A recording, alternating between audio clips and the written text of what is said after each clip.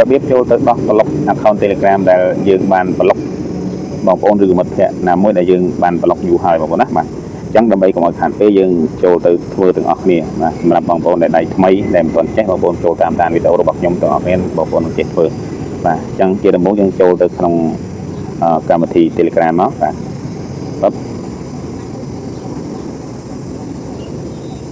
បាទបន្តមកបងប្អូនមើលខាងលើបងប្អូនណាបងប្អូន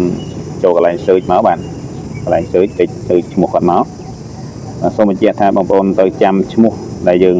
account របស់គាត់ដែលយើងបានប្លុកកន្លងមកបងណាយើងចាំឈ្មោះយើងចូលកន្លែងមិញយើងចូលទៅ search បាទអញ្ចឹងយើងវាយឈ្មោះមកឈ្មោះរបស់គាត់ឈ្មោះរបស់គាត់គឺ Sock Float បាទខ្ញុំបានធ្វើការប្លុកថ្ងៃមុនបងណាវីដេអូមុនអញ្ចឹងយើងវាយ Sock Float មកបាទ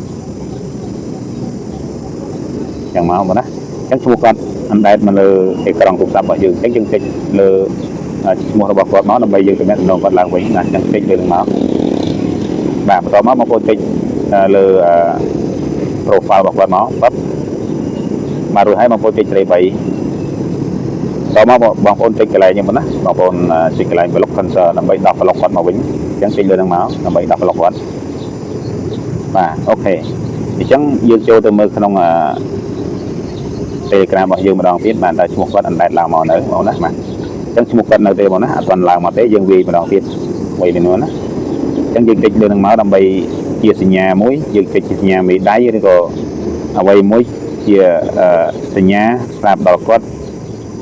ឲ្យគាត់ដឹងថាយើងបានតំណែងតំណងទៅគាត់ដោះប្លុកគាត់វិញហើយចឹងបងណាបាទហ្នឹងហើយ